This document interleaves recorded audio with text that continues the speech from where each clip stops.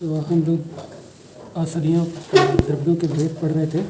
हम लोग इस समय योनि भेद से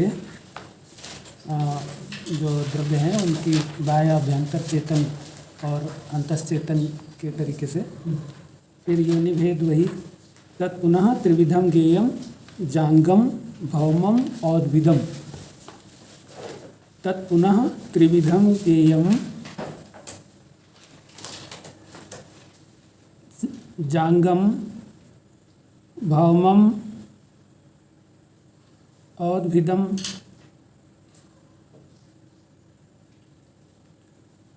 तो कहा उन्हीं कार्य द्रव्यों को पुनः 3 भेद किए जा सकते हैं, और वो जो है योनि भेद से, मतलब उनकी उत्पत्ति किससे होती है। तो जांगम, भौम और औद्भिद। तो हमें कैसे पता चले कि ये द्रव्य कैसा है, जांगम है, भौम है कि औद्भिद है। तो इसका एक उन्होंने प्रमाण बताया, गच्छतीति जंगमः, यानी कि जो एक स्थान से दूसरे स्थान को जाता है, जो स्थान परिवर्तन करता है, वो है जंगम। गच्छतीति जंगमः, ठीक है। फिर दूसरा बताया उद्भिद्य पृथ्वीम जायते। उद्भिद्य पृथ्वीम जायते इति औद्भिदम, वृक्ष आदि।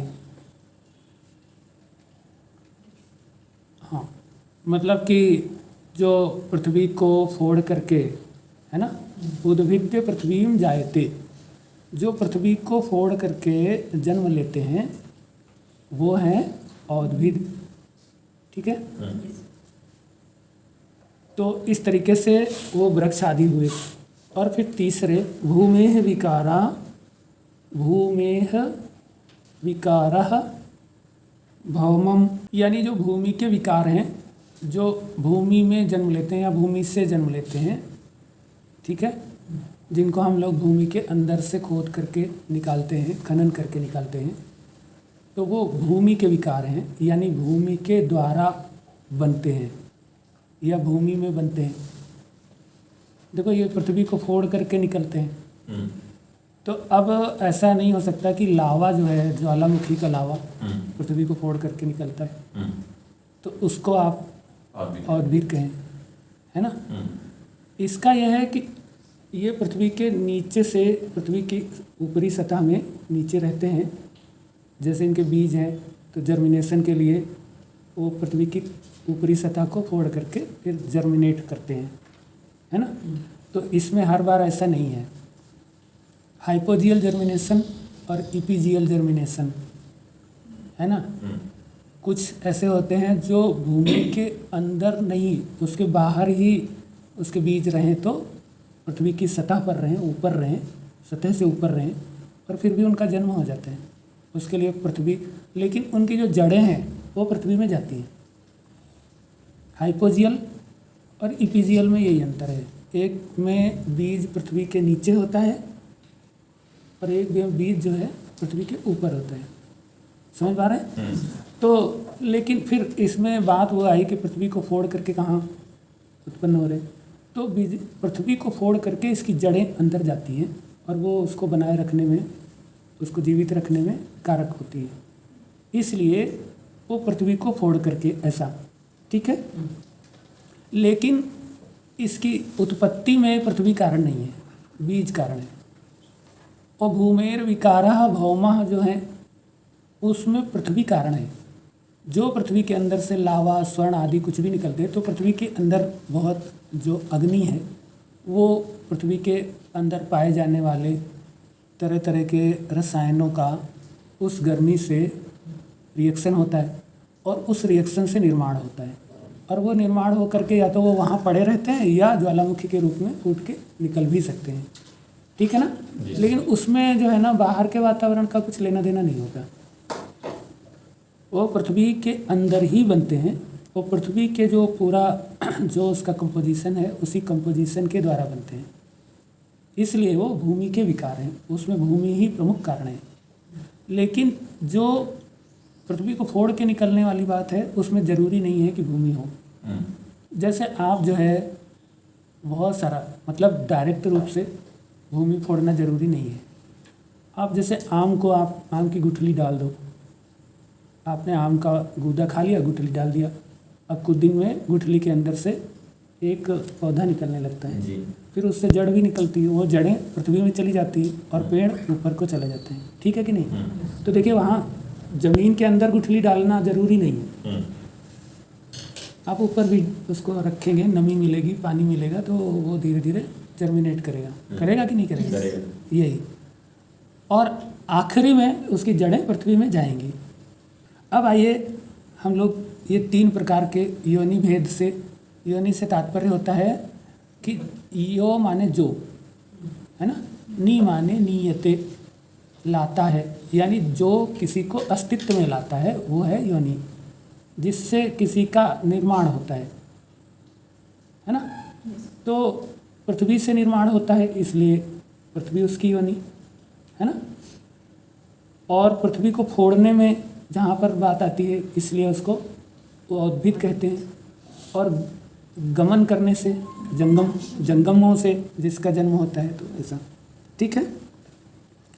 अब हम लोग जानते हैं कि जैसा कि हमने अभ्यंतर चेतन में बात करी थी कि 4 प्रकार के जो उद्भिद द्रव्य हैं है ना, तो 4 प्रकार के हमने वनस्पति, वानस्पत्य, विरुद्ध और औषध है ना।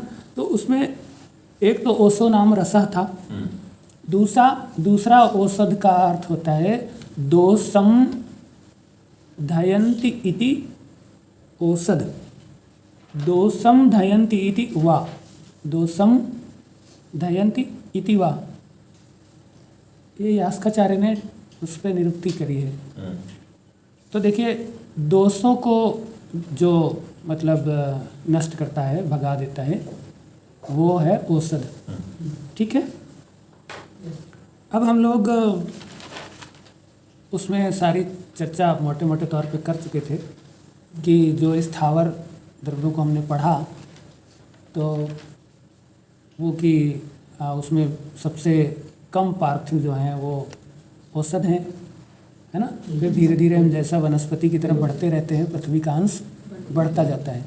तो ये हमें चिकित्सा के लिए एक विशेष जानकारी है कि यदि हमको अग्निदीप्त करना हो तो हमें शुरुआती यानी कि औषध और विरुद्ध का प्रयोग करना चाहिए।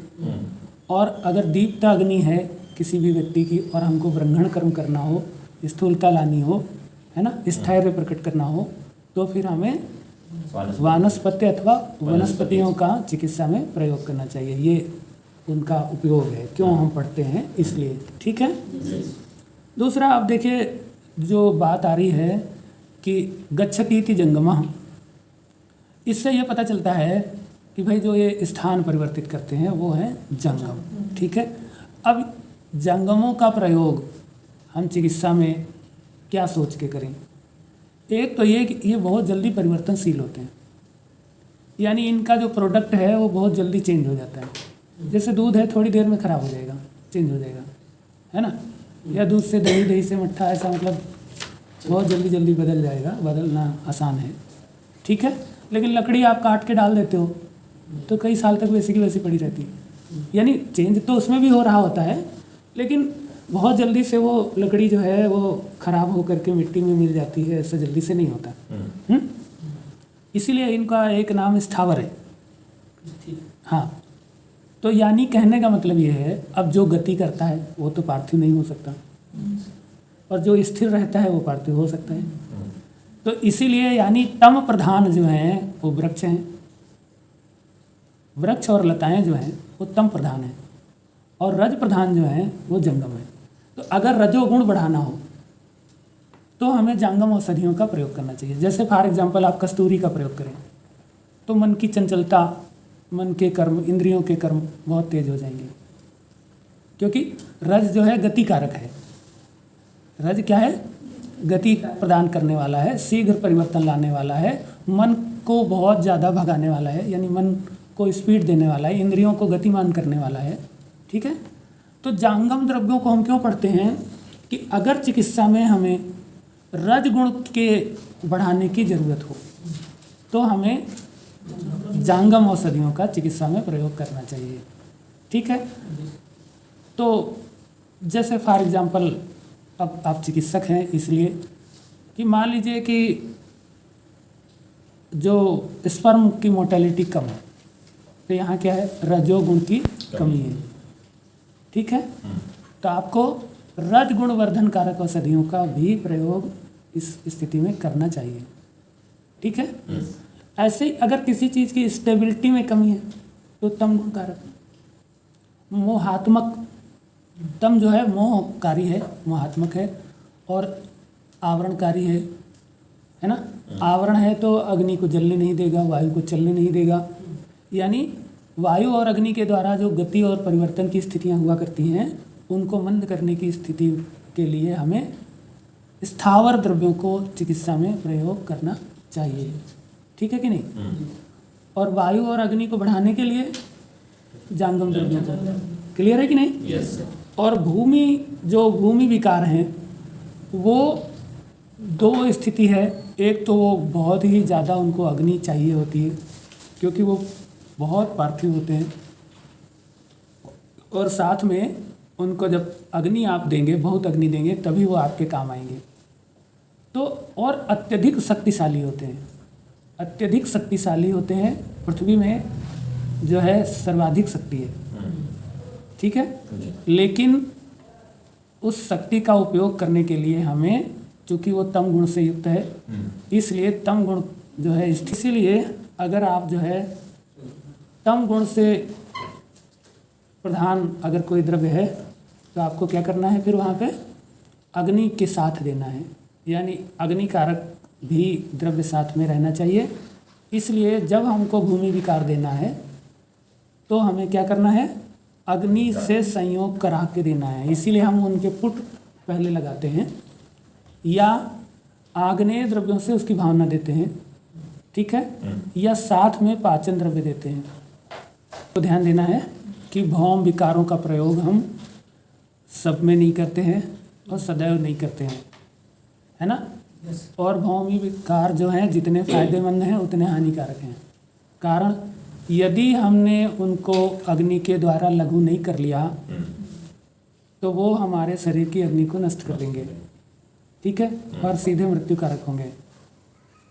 और दूसरी बात यह है कि चूंकि ये अति शक्तिशाली होते हैं, इसीलिए अति अल्प मात्रा में प्रयोग किए जाएंगे।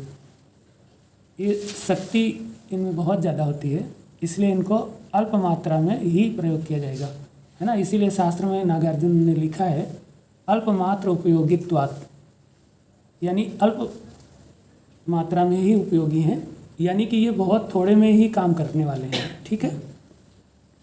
तो इस प्रकार से आप देखिए पंचीकरण भी देखते हैं तो पृथ्वी में सभी महाभूतों का समावेश है ना। इसीलिए पृथ्वी सबसे ज़्यादा शक्तिशाली है, तो भूमि विकार सबसे ज़्यादा शक्तिशाली है। तो ये बात आपको चिकित्सा में पता होनी चाहिए। और बहुत ही ज़्यादा गुरु होते हैं, इसलिए अत्यंत गुरु होने के कारण उनका पाचन बहुत मुश्किल होता है। इसीलिए उनको पाचन द्रव्यों के साथ या सीधे अग्नि के साथ ही प्रयोग किया जाता है। अग्नि उनको बाहर हम बहुत सारी बार अग्नि देते हैं और अग्नि दे करके फिर हम उनको अत्यंत लघु बना लेते हैं और तब हम उनको शरीर में प्रयोग करते हैं। ठीक है। तो दो बातें हो जाती हैं, जब हम अग्नि दे देते हैं तो वो अत्यंत शीघ्र कार्यकारी भी हो जाते हैं और अति बल से युक्त हो जाते हैं। मतलब कि देखिए आप ध्यान करिए, अगर कोई मोह वाला व्यक्ति है, एक उदाहरण से, लौकिक उदाहरण से हम लोग समझते हैं, जैसे माँ को अपनी संतान से बहुत मोह होता है, इसीलिए माँ जो है वो अपने प्राण दे करके भी संतान की रक्षा करती है, यानी कुछ भी कर सकती है, या बीमार अवस्था में भी अपने संतान के लिए भोजन बनाती है। आप समझ पा रहे हैं। यानी उसको जो मोह है, मोह वाला व्यक्ति बहुत शक्तिशाली होता है और वो गलत सही का बिना विचार किए हुए कुछ भी कर सकता है। भूमि विकार जो है मोह से बहुत ग्रसित होते हैं, इनको जैसे ही अग्नि का साथ मिलता है ये इतने शक्तिशाली हो जाते हैं कि कुछ भी कर सकते हैं। ये मार भी सकते हैं और जिला भी सकते हैं। लेकिन अल्प मात्रा में ही, थोड़ा एक बार ही इनको समझ में आ जाए, फिर ये वही करेंगे जो इनको करना है। आप समझ पा रहे हैं जी? हाँ, जैसे मतलब ठीक है, ऑफ द लाइन है, इसमें से काट दीजिएगा। कि जैसे नहीं होता कि जिनको सुसाइड बॉम्बर बना दिए जाते हैं, वो बहुत ज़्यादा मोह से ग्रसित होते हैं। उनके दिमाग में भर दिया जाता है कि जो है अगर तुम ऐसा करोगे तो तुमको ये प्राप्त हो जाएगा, मतलब ऐसा कुछ भी, तो उनको अब मोह यही तो प्राप्त हो जाएगा, मतलब लालच। और इसमें वो इतना ज़्यादा अंधे हो जाते हैं कि खुद को ही बम से उड़ा लेते हैं और दूसरे का तो हानि करते ही करते हैं। तो आप समझ सकते हैं कि उनके पास इतनी शक्ति है कि वो देखिए आप खुद को भी बम से उड़ाने में संकोच या परेशानी नहीं है उनको कोई। वो उससे पहले रोते भी नहीं कि पहले रो रहे हैं, चिल्ला रहे हैं और बम लग गया, ऐसा नहीं होता है ना। यानी अति शक्ति होती है उनके अंदर उस समय। तो मोह से युक्त व्यक्ति जो होता है वो बहुत शक्तिशाली होता है। और इसको आप जानवरों में देखिए, जब वो कोई भी जानवर, इवन हिरन भी है, हिरनी जो है, अगर उसके पास बच्चा है तो शेर से टकरा जाती है ना। मतलब इतनी शक्ति आ गई उसके पास, देखिए आप। और वही अकेली रहती तो हिरन को, मतलब शेर को दूर से देख के ही भाग लेती है। लेकिन उसके आप स्थिति को देखिए। तो ऐसे ही पार्थिव विकारों का हाल है।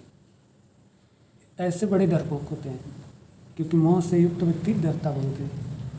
लेकिन अगर उसको अग्नि का संयोग मिल गया, मैंने बीच में आपको जो हमारे वीडियो अगर आप देख रहे होंगे तो उसमें हमने एक जगह ऐसी बात बताई है, पाचन पढ़ाते हैं उस समय, कि अगर जो है कि कोई व्यक्ति डरपोक हो तो आप उसकी अग्नि बढ़ा दीजिए, फिर वो डरना छोड़ देगा, है ना।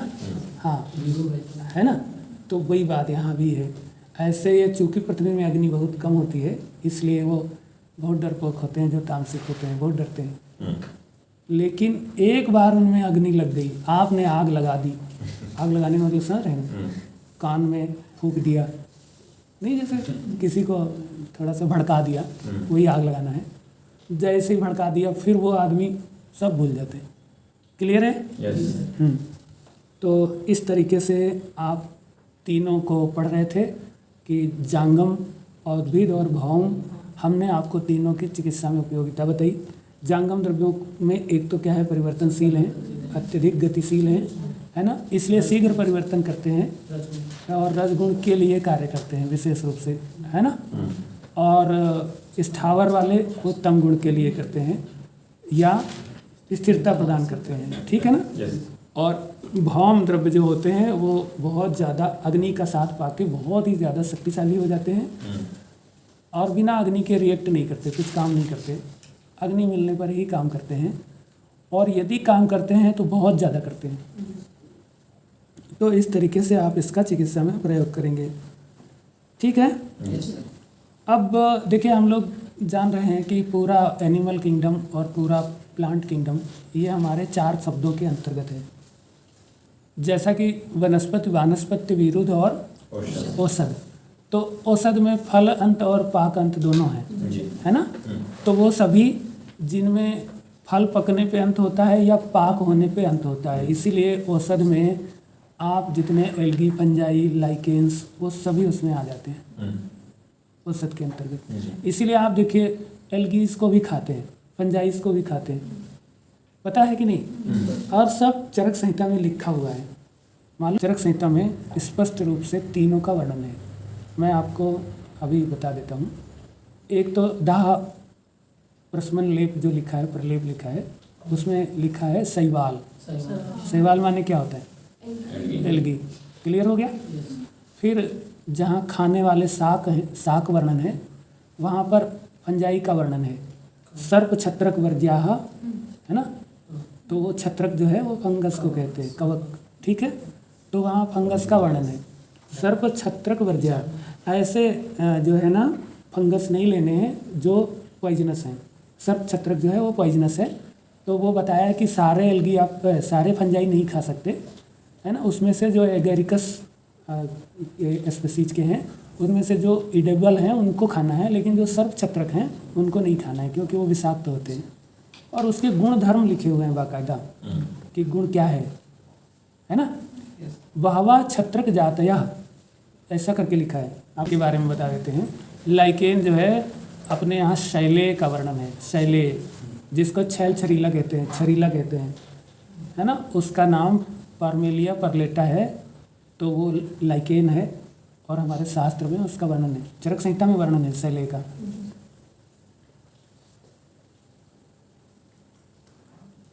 ठीक है जी। तो तीनों हो गए, एल्गी, फंजाई और लाइकेंस। लाइकेंस। अब तो समझ गए आप। Yes sir. अब फिर बाकी फिर क्या बचेगा, जब इतनी छोटी चीज़ें नहीं बची तो यदि यद हास्ति तद अन्यत्र, यन्य हास्ति न तत् क्वचित, नाम सहित लिखा है। फिर ये मत कह देना कि नहीं साहब वो तो ऐसा नहीं तो वैसा, ये श्लोक में लिखा है बाकायदा। और तो अब देखिए जो वनस्पति हैं, वानस्पत्य हैं, वानस्पत्य स्पेशली एंजियोस्पर्मी प्लांट्स हैं, है ना। Yes sir. वनस्पति भी ऐसे ही हैं, लेकिन उसमें जिम्नोस्पर्म भी आ जाते हैं। ठीक है।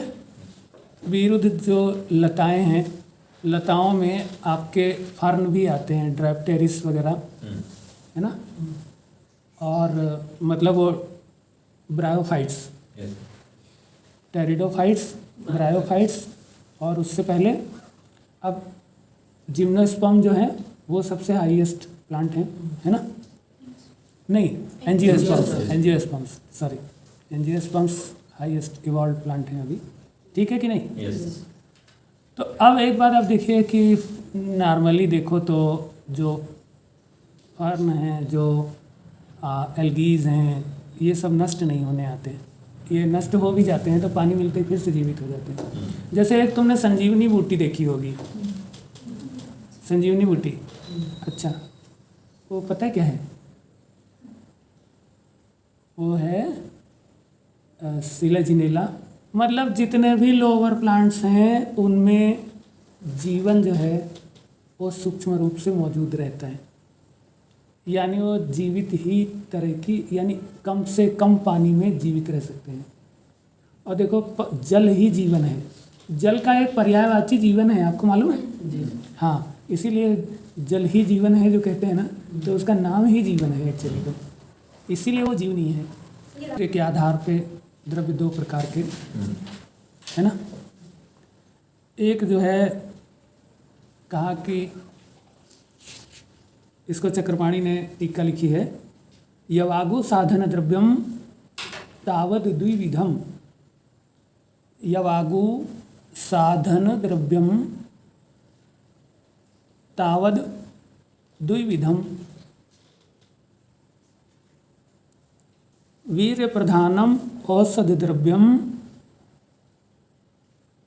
वीर्य प्रधानम औषध द्रव्यम, रस प्रधानम आहार द्रव्यम च।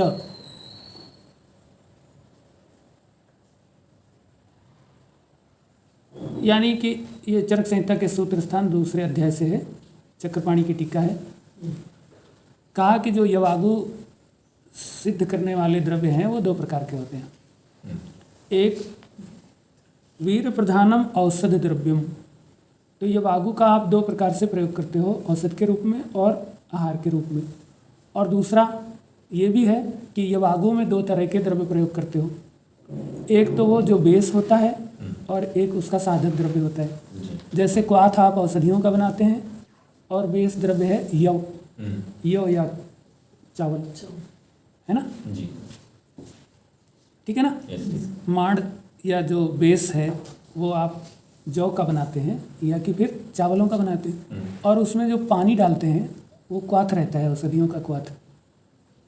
ठीक है, तो दो तरह के द्रव्य हो गए, एक आहार द्रव्य है और एक औषध द्रव्य है। कुछ बात समझ में आ रही है कि नहीं आ रही। हम सीधे सीधे यवागु को पानी और आहार द्रव्य से नहीं बनाते हैं।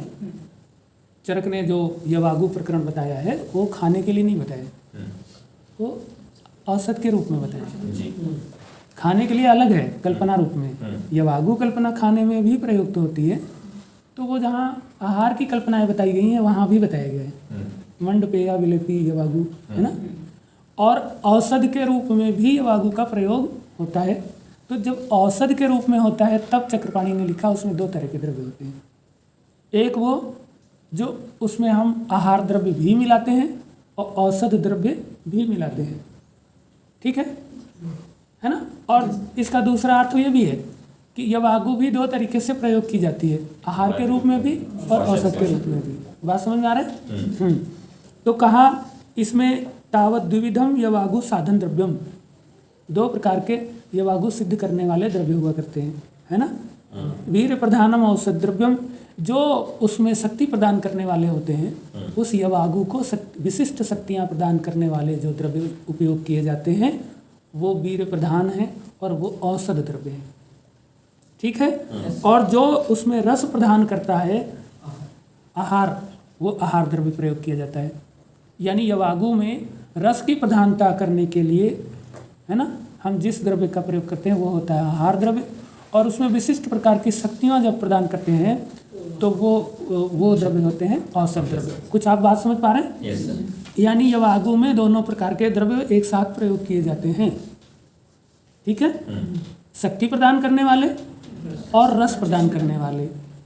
अब ये बात आचार्य ने बताई, तो हम ऐसा कर सकते हैं। अब आप देखिए, ये बहुत बढ़िया बात बता रहे हैं, अगर आप ध्यान कर पाए तो, कि रस प्रदान करने से रोगी की धातुओं का संरक्षण होगा, है ना, और शक्ति प्रदान करने से रोग का नाश होगा। इसीलिए ये ऐसी चिकित्सा व्यवस्था है जिसमें शरीर का पोषण और रोग से रक्षा दोनों विधान है। इसलिए यवागु क्या है? रोग रक्षा और शरीर पोषण युक्त औषधि कल्पना है। ठीक है। जबकि अगर आप भोजन प्रयोग करेंगे तो शरीर का पोषण होगा, आप औषध प्रयोग करेंगे तो रोग रक्षण होगा, लेकिन भोजन पोषण नहीं होगा या रोग रक्षण नहीं होगा, आइदर आर। इसमें क्या है? एक ऐसी कल्पना बना दी जो दोनों काम एक साथ करती है। अब बात समझो बात को। कितना बढ़िया बात बताई आपको कि अगर रोगी को आप बहुत चीज़ें खिलानी हो और वो उससे उकता जाए कि भाई इतना सारा हम नहीं खाएंगे, तो आप फिर क्या करें? यवागु बनाए और औषधि के स्वरस से, क्वाथ से उसको सिद्ध कर दें। और सिद्ध कर दिए तो औषध भी चली गई, आहार भी चला गया, एक ही बार में दोनों काम हो गए। देखिए, ये चिकित्सा सौकर्य के लिए है, बहुत सुकरता, बहुत ही इजी वे में चिकित्सा करने के लिए। और देखिए कितनी बढ़िया बात है, यवागु जो है वो दीपनीय होती है ना। यानी जब व्यक्ति को रोग होता है उस समय उसकी जो अग्नि है वो अग्नि मंद होती है या विकृत होती है। ठीक है। तो विकृत अग्नि भोजन को नहीं पचा सकती। इसीलिए यदि हम रोगों के नष्ट करने वाली औषधियों को यवागु के साथ देंगे तो यवागु दीपन कर्म करेगी, जिससे अग्नि दीप्त होगी, तो वैसे ही रोग नष्ट होगा। और साथ में दी हुई औषधि का फिर दीप्त हुई अग्नि के द्वारा पाचन हो जाया करेगा, तो फिर औषधि का भी प्रभाव शरीर पे हो पाएगा और शरीर की अग्नि भी दीप्त होकर के रोग को नष्ट करेगी। तो एक साथ डबल अटैक। आप समझो बात को। Yes sir. क्योंकि अग्नि विकृत होती है प्रत्येक रोग में, है ना। इसलिए यवागु अगर हमने दी तो अग्नि का दीपन हुआ तो अग्नि की विकृति दूर होगी, और अगर अग्नि की विकृति दूर होगी तो रोग दूर होगा। ठीक। तो एक तरीके से यवागु इटसेल्फ रोगनाशक व्यवस्था है। और उसमें उस यवागु में जब हम वीर्य प्रधान औषधियाँ भी डाल देते हैं तो वो तो औषधियाँ रोग को नष्ट करेंगी। तो एक रोग नष्टकारक तो औषधि हम उसमें दे ही रहे हैं, और साथ में यवागु भी रोग को नष्ट करने का काम कर रहे हैं। शरीर पोषण के साथ साथ रोग नाशन का भी काम अकेले यवागु द्रव्य ही कर रहा है ना। और साथ में उसमें रोग नाशक औषधि भी मिली हुई है, तो रोग का 2 गुना बल से नाश होगा। कुछ बात समझ में आई कि नहीं? हाँ, इसलिए आपको यवागु के रूप में औषधि यदि प्रयोग कराएंगे तो सर्वथा हितकारी होगा। इसीलिए आचार्य ने यवागु प्रकरण शुरुआत में ही बता दिया। ठीक है। तो एक बात ये हो गई। अब आइए रस प्रधान। अब ये रस का मामला क्या होता है? इस आधार पे जो द्रव्य हैं वो 2 प्रकार के हो गए, आहार द्रव्य और औषध द्रव्य। तो इनमें क्या है? वीर्य की प्रमुखता और रस की प्रमुखता के आधार पे पहले तो ये बटे, लेकिन रस की प्रमुखता है जिसमें उसमें वीर्य की मंदता है है ना, वो मंदवीर्य हैं और वो तीक्ष्ण वीर्य हैं। लेकिन वो जो वीर्य प्रधान द्रव्य हैं उनको फर्दर 3 भागों में बांटा गया है, तीक्ष्ण वीर्य, मध्य वीर्य और मृदु वीर्य। यानी औषधियाँ भी अल्प शक्ति, मध्यम शक्ति और उत्तम शक्ति से युक्त हुआ करती हैं। ठीक है तो सब में शक्ति, लेकिन अल्प है। ठीक है, यह मृदु है। देखो, अल्प होना अलग है, मृदु होना अलग है। अल्प का मतलब होता है मात्रात्मक कमी।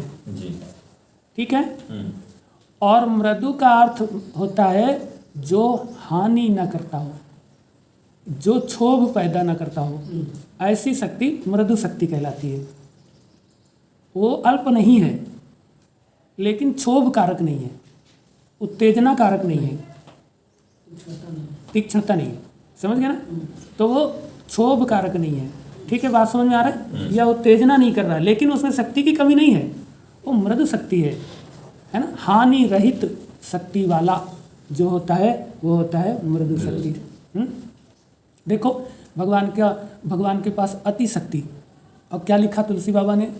अति कोमल रघुवीर स्वभाव, यद्यपि अखिल विश्व कर राऊ। जैसा कि भगवान अखिल ब्रह्मांड नायक हैं, परंतु अति कोमल, इतनी शक्ति है मगर कैसी है? मृदु शक्ति है, कोमल शक्ति है, यानी किसी को हानि न करने वाली शक्ति है। शक्ति तो बहुत ज़्यादा है। तो देखिए, अल्प शक्ति और मृदु शक्ति में अंतर आप समझ में आ गया कि नहीं? अल्प जो है वो मात्रात्मक के लिए है। अगर मात्रा में अल्प है, मात्रा कम है, तो उस शक्ति को अल्प शक्ति कहेंगे। लेकिन मात्रा से जहाँ लेना देना नहीं है, उस शक्ति के प्रभाव से जब लेना देना है कि प्रभाव कैसा डालती है, तो प्रभाव हानि रहित डाले तो मृदु शक्ति, और हानि कर सकती हो तो तीक्ष्ण शक्ति, है ना। उत्तेजित कर सकती हो तो तीक्ष्ण शक्ति, है ना, और उत्तेजना पैदा ना करे तो मृदु शक्ति। तो भगवान जो है वो किसी को उत्तेजित नहीं करते थे, है ना भाई। तो तीक्ष्ण शक्ति के जो द्रव्य हैं वो आशुकारी होते हैं, शीघ्रकारी होते हैं। इसलिए शीघ्र कर्म के लिए हम तीक्ष्ण वीर द्रव्यों का प्रयोग करते हैं, और आत्यायिक अवस्था में चिकित्सा के लिए हम तीक्ष्ण वीर द्रव्यों का प्रयोग करते हैं। ठीक है, मगर बहुत ही अल्प मात्रा में उस औषधि को लिया जाता है, क्योंकि उनमें तीक्ष्ण शक्ति होती है। दूसरा, यदि हमें कहीं पे विध्वंसकारी कर्म करना हो, जैसे बंधन तोड़ना हो या ग्रंथियों को तोड़ना हो, है ना, या ग्रंथिभूत दोषों को नष्ट करना हो, तो फिर हमें तीक्ष्ण वीर्य द्रव्यों का प्रयोग करना चाहिए। ठीक है, स्रोतोरोध नष्ट करना हो तो तीक्ष्ण वीर्य द्रव्यों का प्रयोग करना चाहिए। मध्य वीर्य के जो द्रव्य होते हैं वो प्रायः समन चिकित्सा में प्रयोग किए जाते हैं, है। तीक्ष्ण वीर्य के द्रव्य प्रायः शोधन चिकित्सा में प्रयोग किए जाते हैं। समन चिकित्सा में मध्य वीर्य के द्रव्य दिए जाएंगे, जिससे रोगों का शमन होगा, परंतु दोषों का उत्तेजन नहीं होगा या दोषों का कोप जल्दी से नहीं होगा। ठीक है, और मृदु वीर्य के द्रव्यों का अधिक मात्रा में प्रयोग करके समन जैसा चिकित्सा की जाती है, या फिर आहार के उप तंत्र के रूप में हम उनका प्रयोग करते हैं, या आहार उपयोगी द्रव्यों के रूप में उनका प्रयोग करते हैं। देखिए, एक आहार द्रव्य है और दूसरा आहार उपयोगी द्रव्य है ना। आहार उपयोगी समझ रहे हैं, जो मसाले हैं जैसे, हाँ, हरितक वगैरह हैं, वो सभी, तो उन द्रव्यों के रूप में मृदु वीर्य द्रव्यों का प्रयोग करते हैं, या फिर आहार के रूप में भी करते हैं। तो इस तरीके से हम लोग फिलहाल इसको यहीं तक रखते हैं, फिर आगे